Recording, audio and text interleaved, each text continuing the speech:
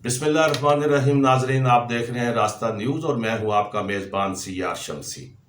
आज कौमी असम्बली में बजट मंजूर हो गया। हिज़्ब इख्तलाफ का शदीद एहतजाज भी देखने में आया। हुकूमत के भी ताबड़तोड़ हमले किए गए हिज़्ब इख्तलाफ पर, उनकी हुकूमतों पर, माजी की हुकूमतों का जिक्र हुआ, लेकिन बजट बिलाखिर मंजूर हो चुका है। यकीनन मुश्किल हालात में बजट बना है। हुकूमत का दावा है कि जब वो इक़्तिदार में आए ख़जाना खाली था। बहरहाल बजट मंजूर हुआ है। इसके क्या समरात होंगे आम आदमी की ज़िंदगी पर, या मुल्क की मईशत संभल पाएगी, इस हवाले से हमने राब्ता किया है जनाब कैसर बंगाली साहब। यकीनन कैसर बंगाली साहब का जो नाम है वो बैनुल अक़वामी सतह पर एक मोतबर शख्सियत के तौर पर समझे जाते हैं। उनकी इक़्तिसादी हवाले से जो राय है उसका एहतराम किया जाता है। मुल्क के अंदर भी उन्होंने जब भी बात की, जो भी हुकूमत आई, उनकी राय हमेशा ये रही कि जो भी बजट बनाया जाए वो ज़मीनी हक़ाइक़ को सामने रख कर बनाया जाए और मुल्की वसाइल को हरकत में लाया जाए। कहाँ तक इस पर अमल हुआ ये एक लंबी बहस है। हम चलते हैं जनाब कैसर बंगाली साहब से बात करते हैं। कैसर बंगाली साहब, आपने बजट देख लिया, बजट मंजूर भी हो गया। आप इस बजट को किस नज़र से देखते हैं, या इसके क्या समरात होंगे और क्या ये मुल्की मईशत को सहारा दे पाएगा? ये बजट 2020-2021 का जो पेश किया गया है, इसका हमारी मईशत को बेहतर करने का या आवाम के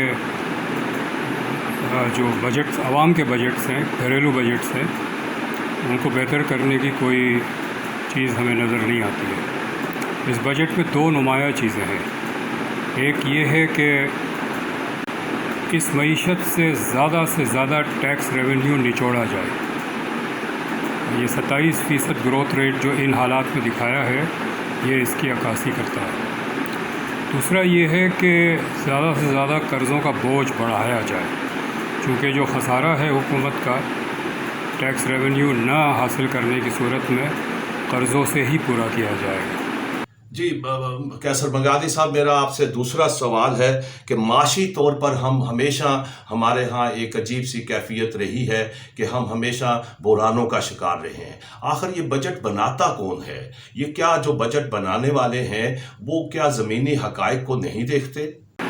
ये बात हमें समझ आ सकती है, क्योंकि पाकिस्तान की जो माशी पॉलिसी बनाने का ढांचा है, मिनिस्ट्री और स्टेट बैंक और वगैरह, ये गैर मुल्की मफादात के कब्ज़े में है, और ज़ाहिर है वो अपनी पॉलिसीज़ और बजट वगैरह अपने फ़ायदे के लिए बनाते हैं।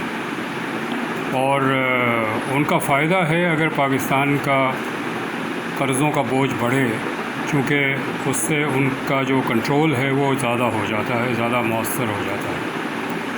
जो इंटरेस्ट रेट उन्होंने बढ़ाया 13.25% तक, वो भी इसीलिए था कि उनके जो मग़रिब में सट्टेबाज है, जो पैसों की सट्टेबाजी करते हैं, वो अमेरिका में 2% पे या 2% के कम से भी कर्ज़ा लें और पाकिस्तान में 13-13.25% पे इन्वेस्ट करें और खूब पैसा बनाएं। और जब बना लिया पैसा उन्होंने अच्छा खासा, तो फिर स्टेट बैंक ने इंटरेस्ट रेट कम करने का सिलसिला शुरू किया।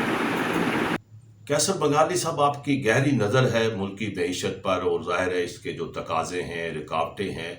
आखिर हम कब तक ये जो रुकावटें आती हैं हमारे बजट के हवाले से, हमारी मईशत के हवाले से, हम हर वक्त क्यों बहरानों का शिकार रहते हैं?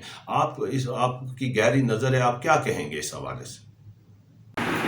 मईशत, ये जो बहरान हमारा सेहत का है, कोरोना की वबा जो है, उससे पहले ही मईशत बहरान में थी।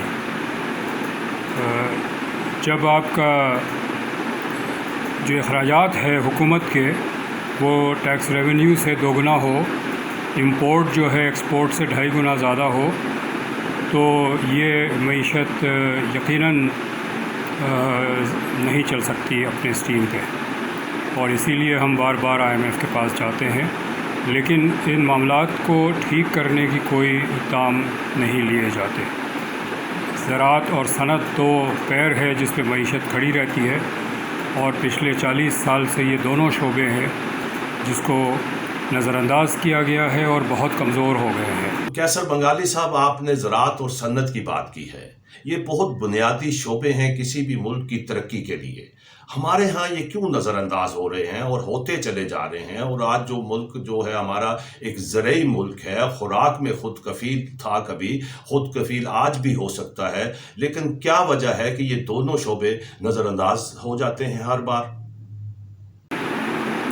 جب یہ دو شعبے جو ہیں یہ بنیادی طور پہ روزگار پیدا کرتے ہیں اور ایکسپورٹ کے لیے سامان پیدا کرتے ہیں، چونکہ یہ دونوں شعبے کمزور پڑ گئے ہیں، ہماری ایکسپورٹ جو ہے وہ پچھلے 5 سال میں 21 سے 24 بلین ڈالرز پہ اٹکی ہوئی ہے، اس میں اضافہ کوئی نہیں ہے، اور روزگاری کا یہ حال ہے کہ جن کے پاس نوکریاں تھیں، اچھی نوکریاں تھیں، اچھی جابس تھی، وہ بھی اب بے روزگار ہو گئے ہیں۔ آپ نے قیصر بنگالی صاحب اہم ایک نقطے کی طرف بات کی ہے کہ کسی بھی ملک کی ترقی کے لیے، اس کی زراعت کی ترقی کے لیے، اس کی صنعت کی ترقی کے لیے توانائی جو ہے وہ بنیادی ایک عنصر ہوتا ہے، اور ہمارے ہاں جو ظاہر ہے کہ جو توانائی کا ہے، بجلی بھی مہنگی ہے، گیس بھی مہنگی ہے، اور ظاہر ہے کہ یہ دونوں جب شعبے مہنگے ہوں گے اور جو زراعت کے جو کسان ہیں، غریب کسان ہیں، اس کی استطاعت سے باہر ہوں گے تو ملک ترقی کیسے کرے گا؟ ہم ایک سستی توانائی بجلی ہمارے ہاں اللہ تعالیٰ نے ہمیں بے شمار ایسے مواقع فراہم کیے ہیں، ہمارے پاس کوئلہ ہے، ہمارے پاس پانی ہے، ہم سستی بجلی کیوں نہیں بنا سکتے؟ آپ سے درخواست ہے کہ اس کا ذرا تفصیل سے احاطہ کیجیے گا۔ بجلی ہمارے یہاں مہنگی ہے دوسرے ملک، خاص طور پہ پڑوس ملک کے مقابلے میں۔ اس کے 2-3 وجہ ہے۔ ایک یہ کہ ہم بجلی بہت مہنگی ایندھن سے بناتے رہے ہیں، فرنس آئل سے بناتے رہے۔ سیاسی فیصلہ تھا اسلام آباد کا کہ سندھ کا کوئلہ نہیں استعمال کرنا ہے، اس کی اس ملک نے بہت بھاری قیمت ادا کی ہے۔ جب بہت مجبوری ہوئی تو انہوں نے تھر کول کو سپورٹ کیا، اور تھر کول سے اب 600 میگا واٹ بجلی نکل رہی ہے۔ تھر کول میں مزید بھی گنجائش ہے بجلی پیدا کرنے کی۔ اگر ہم اپنے ایندھن، اپنے پن بجلی سے پیدا کریں تو قیمت کم ہو سکتی ہے۔ دوسری وجہ قیمت زیادہ ہونے کی یہ ہے کہ وابڈا ایک سفید ہاتھی ہے، اس کے اپنے اخراجات بہت زیادہ ہیں۔ ان کی جو پوری فوج ہے وابڈا بلڈنگ میں، وہ اس کی وجہ سے بھی وہ ظاہر ہے وہ بوجھ بھی عوام پہ پڑتا ہے، چونکہ وہ جو کاسٹ ہے وہ بجلی کی کاسٹ میں شامل ہوتا ہے۔ اور تیسری وجہ یہ ہے کہ بہت علاقے اور بہت شعبے ہیں، بڑے طاقتور شعبے ہیں اس ملک کے، جو بجلی کا بل نہیں دیتے، جن کا ایک فکسڈ اماؤنٹ ہے کہ اتنا پیسہ دے دو، بعد میں جتنی مرضی بجلی استعمال کرو۔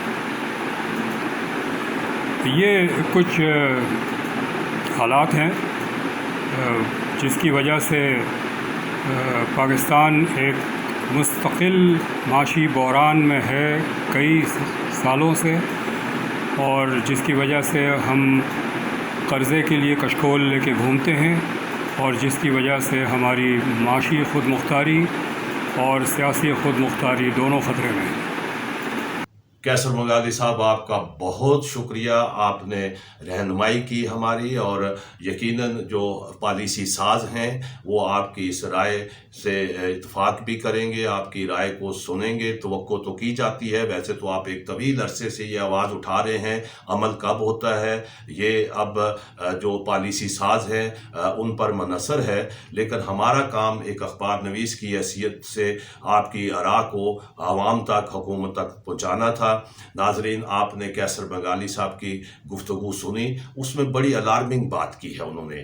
جو اہم بات کی ہے کہ سٹے باز جو باہر بیٹھے ہوئے ہیں، جو بیرون ملک بیٹھے ہوئے ہیں، امریکہ میں، یورپ میں بیٹھے ہوئے ہیں، उनके हाथों मुल्की मईशत जो है वो यरगमाल बनी हुई है। ये कौन लोग हैं, ये कहाँ हैं, क्या इनका ताल्लुक पाकिस्तान से है, क्या इनको अपने वतन से मोहब्बत है, ये फैसला करना इस नुक्ते की, और जो कैसर बंगाली साहब ने बिल्कुल एक इंकशाफ किया है कि ये जो स्टेट बैंक है हमारा, जो कौमी दीगर अदारे हैं जो बजट बनाते हैं, इनका भी कहीं मनफी रोल तो नहीं।